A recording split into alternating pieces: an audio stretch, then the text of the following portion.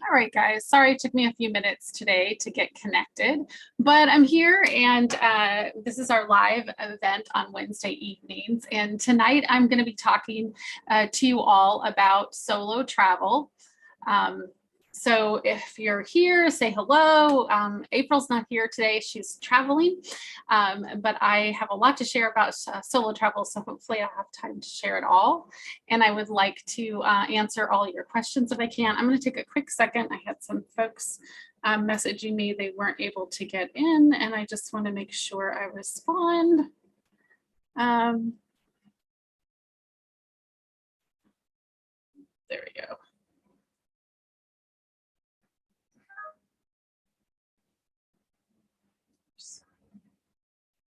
This is what happens when you do it yourself. So, okay, so let's talk solo travel. So I've done quite a bit of solo travel, but I'll be really honest, I didn't start really traveling alone until 2008, and I was 41 when I did that. So I was already, my kids were pretty old. I was already had traveled quite a bit, but I hadn't done that trip by myself. So I'll share that little bit of a story about how that came about for me, just so that you can understand sort of what happens and sort of, well, just it's a funny story.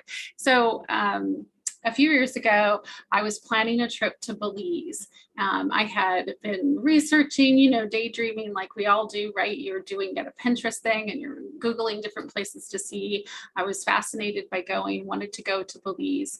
And I had been talking about it. I probably had been talking about it over a year. And there was a little bar that I would go to, a little jazz place here locally that I would go to once or twice a week.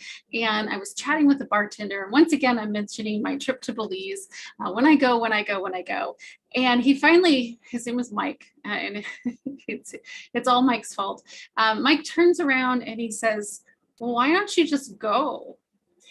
And I heard the words coming in my head, and the words were, because I'm waiting for someone to go with me. I'm trying to find a girlfriend or a guy to go with, or maybe my mom. I'm looking for a partner, someone to travel with.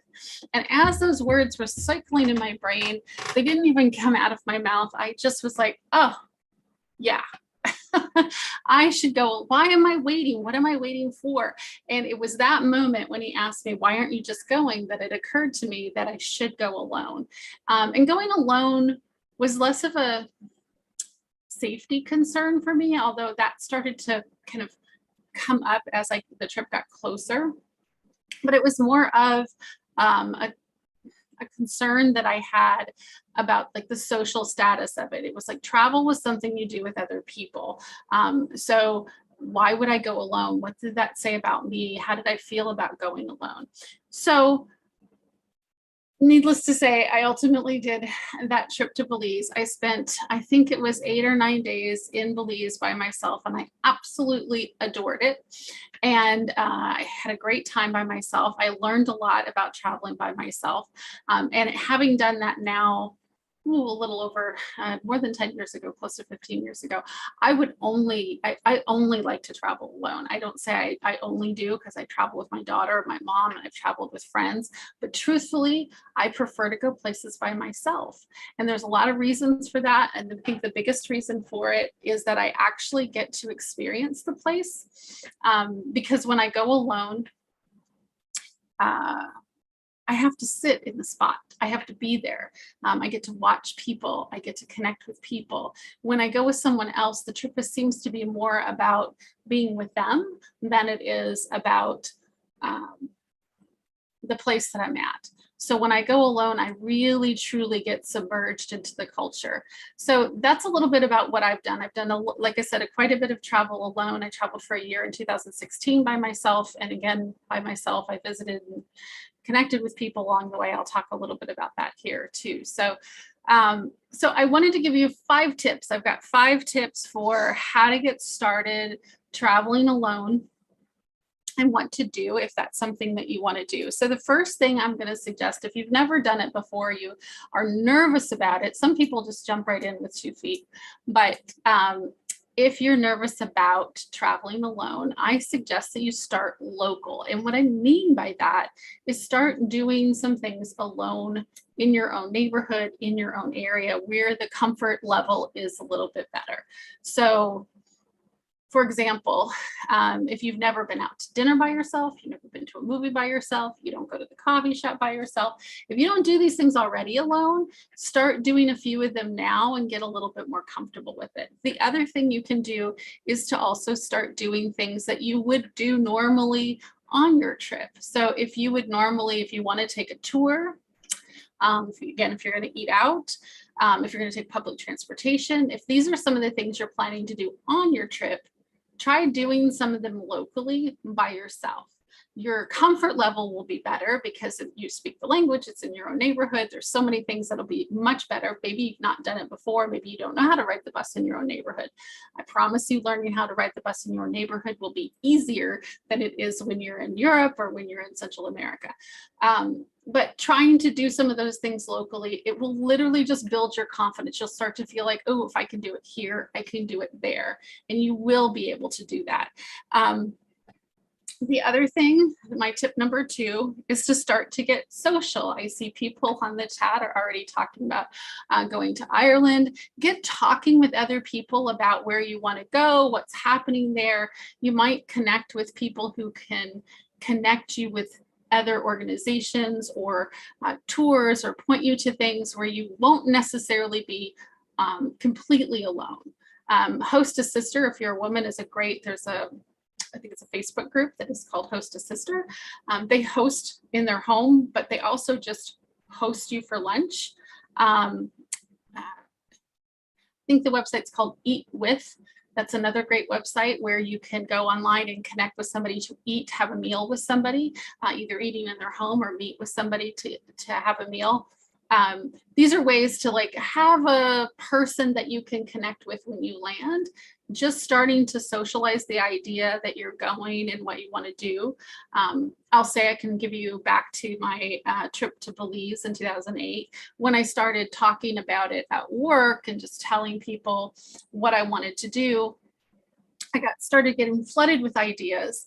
And then that's how I got pointed to Cocker, which is an island out in Belize.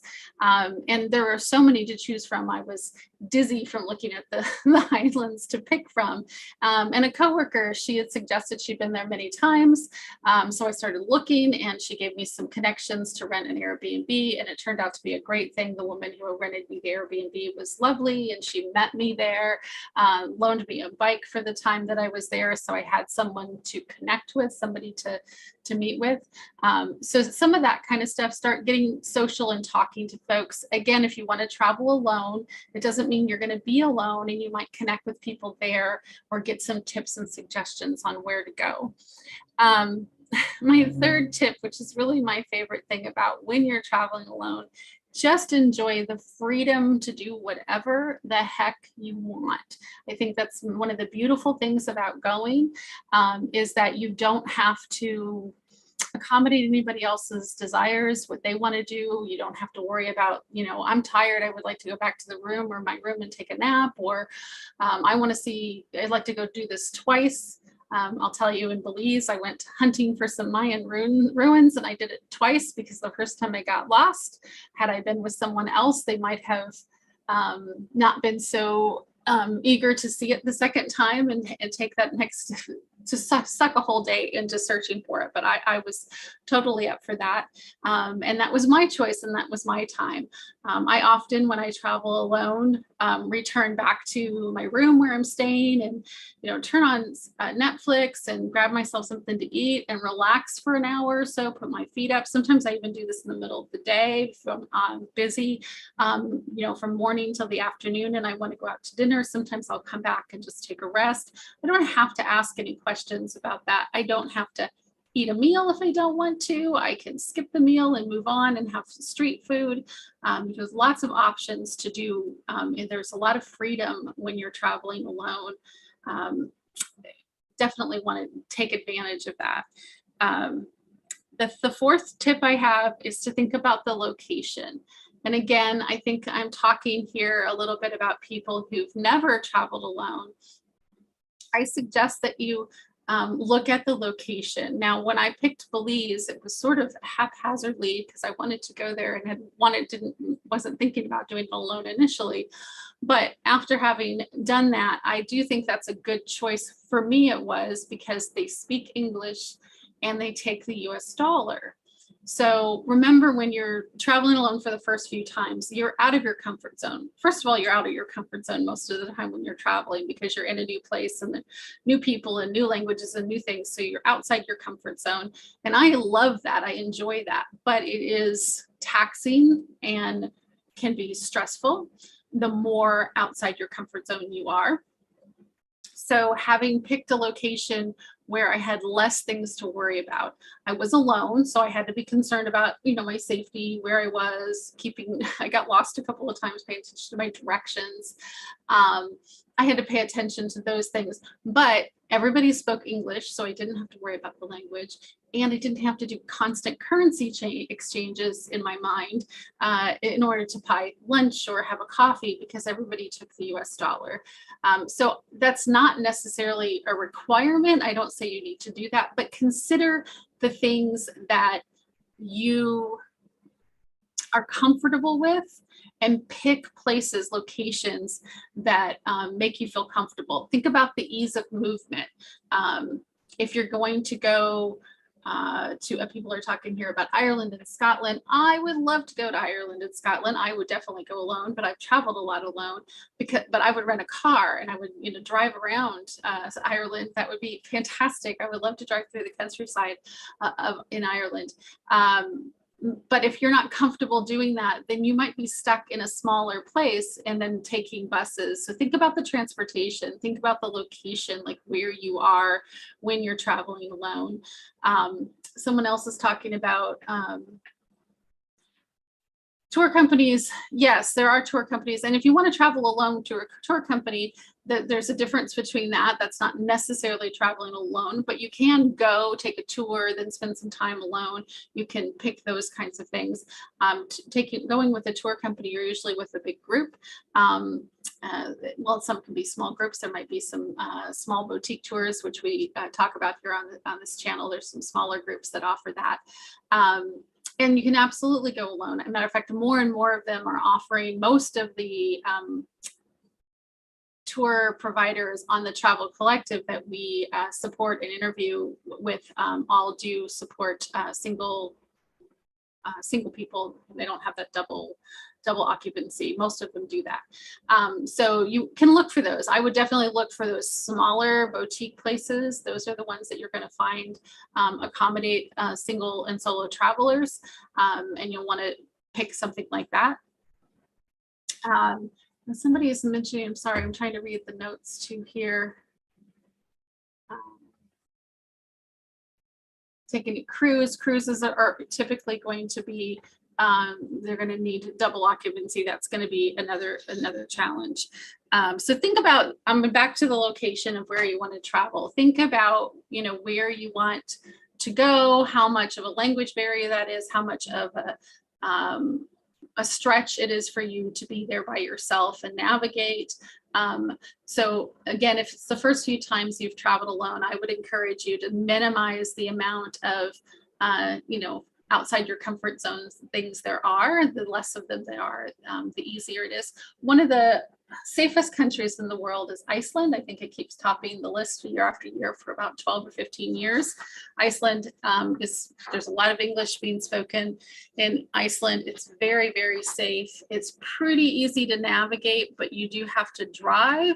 You don't have to drive on the other side of the road. So that's great. They drive on the same side of the road we do. Rules, I drove in Iceland in 2018, and the rules are pretty good if you go during the summer or the non-scary winter times in Iceland. You can drive pretty far without much challenge there. We drove the whole thing all the way around. So think about your location, think about your comfort level when you're looking at the place. And then prepare. I know I mentioned this at the beginning when I said to start local, practice some of the things you think you're going to do. I think this is where that anxiety comes from. People get a little nervous about traveling alone, and then they have to exchange currency. You have to take a public bus, you have to navigate. I mean, navigating is so much easier now. You can drop your little pin down there on the map and you can actually walk the streets. I do this all the time whenever I travel. If I can, I will drop the little yellow man down on the street and walk the street where my lodging is. If I'm renting an Airbnb, I want to walk up and down that street to see what's there. So there's lots of ways with today's technology to feel a little more comfortable, but doing that extra stuff will make you feel so much more comfortable when you travel alone for the first time. You'll also find that if you need to, take a train somewhere, take a bus somewhere, you need to take, use public transportation. I know when I arrive in Europe, most of the time I don't get a cab. I take a public transportation into the city from the airport. But now there are tons of wonderful YouTube videos you can find where people are actually walking you through the whole process and showing you. Those are great things to watch. They help you kind of get more familiar so that you minimize your comfort zone, how much of that you're out of. So I think I'm looking to see if I had any more tips and things that I could suggest. I think that's pretty much it. We're all talking about tour companies. There's tons of those here. I'm going to give you a link in the chat. We have a few tour companies that the Travel Collective has interviewed, and we're doing another one on Saturday. We do them every other Saturday where we're talking to travel tour providers. And I'll give you a link to the tour companies that we've been highlighting. You can check these out. Let me drop that in the chat for you. And I think I can do that. There, you can check those out. When somebody's talking about going to Edinburgh, we know this wonderful guy, Adrian in Scotland and Edinburgh, who does these amazing day tours there. We just actually had him take us on a walk a couple of Mondays ago, so you should check that out. Yeah, we're talking about companies that do no single supplement tours. But I guess I'm not familiar with that because I don't typically take big tours. I usually just travel by myself. I will hop on a plane and go. I went to Cuba and spent 2 or 3 weeks there. I did take a Spanish class when I was there. And I stayed in a family home where they hosted me. I did that through the language school. But my time, aside from I think it was 4 days a week I was doing that, I was on my own and I got to navigate my way around and do whatever I wanted to do for that amount of time. So there's a ton of options when you start to travel by yourself. All right, so I'm going to check to see if we have any more questions. There's some more comments about cruises, which we have not talked about on this channel in a bit. Okay.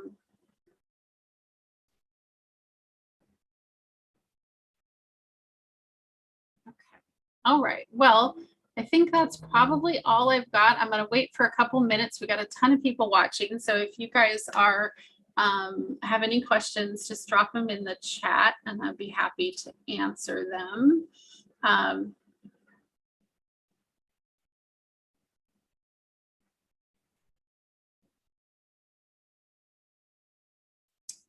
Diana, you're saying that they have small groups under 20, sometimes less. Yes. So I would definitely look at tour groups that are under 20 or even under 10 or 12 in that range. You'll definitely feel more like you're getting, a personal experience, and you'll get an opportunity to meet with those folks. And as I said, the smaller the tour company is, the more likely it is that they're going to offer something like single options. As I said, many of the folks that I've talked to, they know that this is a challenge, and they typically just set up their tours where people have a room individually anyway. Because it's such a small thing, they can navigate through some of those options. So I'm just going to add, how do I handle my safety? Okay, that's a really good question. So the first thing I do, if you don't do it, is I always sign up on the STEP program. The State Department has a safety traveler enrollment program. I always sign up and do all of the legwork that it requires to do that. That lets our State Department know that you're going to be in country, and lets the local embassy know that you're there. That's a safety for me in case there's something that happens within the country or even within the United States that I need to be notified of. They will hunt you down and help navigate that. So for example, with the time of COVID, or if there's some sort of other political or civil unrest or something else that's happening in country, that having yourself registered in the State Department will be a big help. And if you go missing and nobody can find you, your family or friends can reach out directly to them, and they will have that information and help. The local embassy can help you. So that's the first thing I do. We want to talk about safety, but there's a couple of things that I do. First of all, just the same thing you would do normally in your own hometown, in your own neighborhood. Pay attention to your own surroundings. Keep your head up, look around, make sure that you know what's happening. Make sure you see who's paying attention to you. I think that's one of the triggers for me. If somebody's actually paying attention to me, that probably isn't a good thing.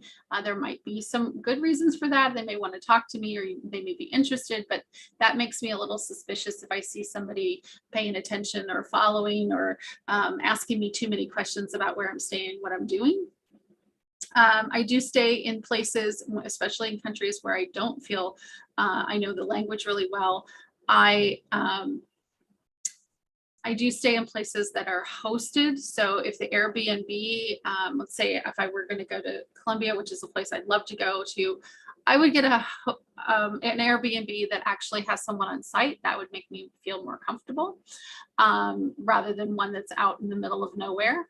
I know when I went to Costa Rica, one of the Airbnbs, actually was a VRBO that I stayed at, was way out in the middle of nowhere. But fortunately for me, it was like, it's probably like the 10th day on my trip. So by that time I was pretty comfortable in country, but the first few days I was not quite there. So that helps if you know, check to see about your lodging. Lodging, I think, is the number one thing for my safety. If I know that I have a safe place to be, and that there's people there, so it's not an empty place. Now, in some parts of Western Europe, I would feel much different about coming back to an empty apartment, for example, where there's no one else really checking on me. But that's definitely something I do. I pay attention to that. Another thing that I do when I travel alone, and this is true pretty much anywhere, matter of fact, I even do it here in Los Angeles where I live. Sometimes I'll do a day, my kids call it a dry run. If I have to go somewhere, I will just go there during the day if I'm going to go later at night. It makes me feel more comfortable having walked that street earlier. So if I know I'm going to go to dinner and it's going to be late when I come back, I might walk to that restaurant during the day hours and walk back to my lodging so I can see what those streets look like and kind of judge for myself, like, do I really want to walk these streets after dark? I also am pretty cautious about being underground. So subway underground, I usually avoid after dark. Again, it depends on the country and the city. In New York, I use it all the time, but some places I just feel less safe being in that enclosed space. So I'll use a bus system or change that. So that's another safety tip that I do. You don't carry all your money. You don't tell people where you're staying. It's not, I guess we could do a whole session on travel safety. I'll make a note of that, and April and I can talk about maybe doing a whole thing on that.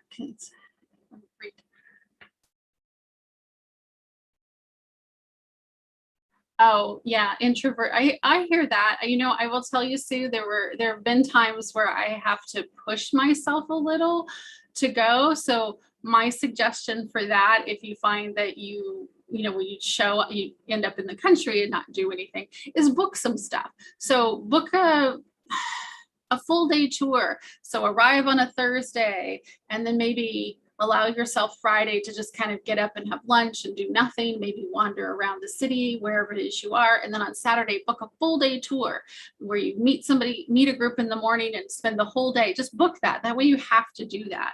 Matter of fact, I would book a couple of things. So if you find that you're less likely to get out there, Sue, book a few things before you leave the house. That'll help you, have to get up and do those things. But again, I love the freedom of traveling solo, because then I can do whatever I want. I mean, I have done everything from grocery shop and bake cakes to take naps or wander through the park. Absolutely nothing for the afternoon, which is fantastic. It's definitely part of the deal. Donna says she's forcing herself to get out at Meetup. And Meetup's another great option, by the way. If you go to the Meetup app and you look, they're international as well. I've actually gone on to Meetup a couple of times when I was traveling and gone to the city and found a dinner, wine thing, pub crawl or something, and just messaged the organizer of that Meetup and said, I'm traveling from out of the country. I'm going to be there on that day. Would you mind if I joined? Meaning I'm not going to be a regular member of your group, but I would love to pop in and say hello. They're usually very welcoming to, a guest joining. I know I used to have a running group with my Meetup, and I would get a lot of travelers coming and asking if they could run with us on a Saturday, just because they didn't want to run alone and they weren't familiar with where to go. So they would join our Meetup even when they were from out of town. So that's a really good idea, is to do that. So if you have trouble, if you're worried about that, and Sue and Donna, who are talking about, forcing themselves to get out, I've heard other people ask questions about being lonely and getting sad or disappointed about your trip when you travel alone. And that can happen, and it does happen. But I do think one of the things that helps is having a schedule. So if you don't have anything you have to do when you get there, finding that inspiration and finding that motivation to go do something, or I don't know, I don't want to look for anything. And then you just kind of, do nothing for 2 days. And now you're really disappointed that you spent all the money on the plane ticket and you got all the way over there and you didn't do anything. So, having a schedule, having some routine, having some, plans of what you want to do, that will help, especially if you have a tendency not to do anything. Plan one big thing every day, go to the museum or take a walk. That will be a great way for you to sort of, structure your day around it. So if you wanted to go, I would like to see this museum, but that's the only one thing I want to do that day. Get up in the morning and go, well, I'm going to walk that direction and, enjoy myself and have breakfast somewhere and then tool around. And you might see someplace to have lunch later, then go see your museum and then wander back. And then make yourself ask questions. That's the other thing I would tell you. Get to know some people. Don't be afraid to ask the hotel staff. If you take any of those like free tours by foot or tours by local or Airbnb experiences, which are all good places to get, things to do just for the afternoon or the day. But those tour guides are typically locals. They do it for very little. They're not making a ton of money doing this. So they will have lots of great ideas on places that you can go for dinner. You might just ask them after the tour. My mom and I did this in Washington, D.C. We took free tours by foot. Loved it, tipped the guy, had a little chat with him at the end, and then we were trying to figure out what to do for dinner, and I asked him, and then all of a sudden we sort of had this whole crowd of people because the guy was giving us a whole list of, if you want this kind of food, go over here, and there's a neighborhood over here. So we got this sort of bonus extra tour at the end. So I definitely think asking people. When I was in Vietnam, we did the same thing. Actually, the hotel staff was usually very young, college-age kids, and they were eager to learn the language, to learn English. They wanted to practice their English. They were very talkative, chatty. And so I made it a point when we were leaving or coming in and out of the hotel, I would stop up and say hello, and then just chat with them. Where should we go? What would you suggest? There was some flea markets or swap meets kind of things that were going on. And there was 2 or 3 of them in town, I think, when we were in Hanoi. And I mean, we just asked the locals, like, which one was the bigger one or which one is closer. So talking to those folks will give you some really good tips for what to do. Yeah, and we're talking about the meetup, and somebody mentioned internations. That is a wonderful group. I think there's another group called Women Expats. There's a couple of expat internations is sort of like that as well, where you can meet up with other folks that are living in the country. So I know that's what Internations does, but Women Expat as well. So it's very possible you could go to, say, Prague and connect with Internations and meet other Americans for coffee or for a wine tasting or for just an evening for a dinner. It would be a wonderful way to find out like how they're enjoying the country, how long they've been staying. There's 3 or 4 that I've heard of that are similar to Internations. Another great organization, Sue. Thanks for suggesting that one. I think those are good ideas. All of those places. Julian says that he also does the meetups and attends the ones in Florida. Yeah, it's a really good way. Don't discount using Meetup whenever you travel. Just go check it out to see if there's anything out there. Yana B, the COVID restrictions. That is the reason I didn't travel last year. I'll say that I traveled domestically last year. I was really hesitant to take off and go anywhere out of the country, just because I was honestly just paranoid I was going to get out of the country and they were going to change the rules again, because the rules were changing so constantly. I think the rules are still changing, everything's still in flux, but I think we're on the other side of it, when meaning things are going down, down better, improving over time. Let's hope that that continues as more and more countries are opening up and more restrictions are being lifted. But we're still struggling with that all across the world. I think there's a number of countries that still are not open for vacation touristy travel. So definitely something you have to be concerned about. But honestly, if you're looking to travel solo for the first few times, try doing something local. You don't have to go out of the country, or go someplace relatively comfortable. I mean, you can go to Alaska and Hawaii or Puerto Rico. You can sort of stay nearby without adventuring too much, and practice some of your skills of navigating by yourself and see how you feel. When I traveled in 2016, I traveled for 9 months, and I definitely learned things about myself, about what I needed about travel, learned that I needed, I'm a little more of an extrovert than an introvert. I don't really, sometimes I could be either one, but I know that I need a little bit of both. So I enjoy being around people. So if I stayed in a hostel with a whole bunch of people for a few days or a week or so, then the house sitting situation I had like the next week was good, to have the whole house to myself for 2 weeks. So nobody talked to me. And I really enjoyed, just hanging out there and doing what I wanted to in the area without anybody around. And then I would go do something else where there were people and have somebody join me or whatever. But I needed those times in between. I found that I could do it on my own for about 2 or 3 weeks. But after that, I needed to switch it up, either be with people if I'd been alone or get to be by myself if I had been with a bunch of people. So, pay attention to that. I learned a ton of things about, what I liked and what I wanted to do. I think there's something to be said about travel when you go alone and having the time to just absorb where you're at. That's something that I really enjoy about being on a trip by myself, is I can just sort of stop somewhere and just sit down and nobody's going to talk to me. I can maybe get my book out, I can read, or I can draw, or I can do something by myself for an hour or so and just sort of people watch. I can wander around and enjoy that. So definitely something that you will enjoy no matter where you go, whether you're going to Paris, Alaska, Michigan.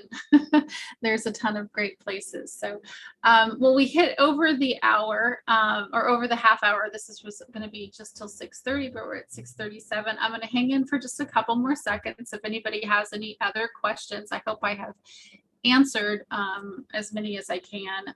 I did make a note to talk about just travel safety. I think that's a good topic. Let's see, what's the ideal amount of time to be traveling? Forever. If I could just be constantly on the road, I would definitely be that person. But I have a family and I have to work. So as I said, the 2 to 3 weeks of the same thing for me is about right. And I think when they did a study a few years ago, I think they said 8 days. 8 days of being outside of your, home life is enough to be able to break. That's what they were looking at. But the amount of time to be traveling, I would say, there's really I would travel for weeks and months at a time, but 8 days is what they're saying gives you that feeling of refreshed and you feel like you can come back to your work. So somewhere between a week and 2 weeks is probably about right for most people. So, so thanks everybody for joining. I see folks. Thanks, Pamela and Diana and Sue. I appreciate you guys. Thanks for joining us. And we're doing another talk, same channel, Saturday, 8 a.m. And if you don't watch it, you can come back and subscribe to the channel so you get notified when we do that. We don't always post them on Meetup and other places. So if you subscribe to the Travel Collective, you'll get to notice that. And yeah, Yana, I'll get you the travel safety talk. So talk to y'all soon. Thank you very much. Have a lovely Wednesday night.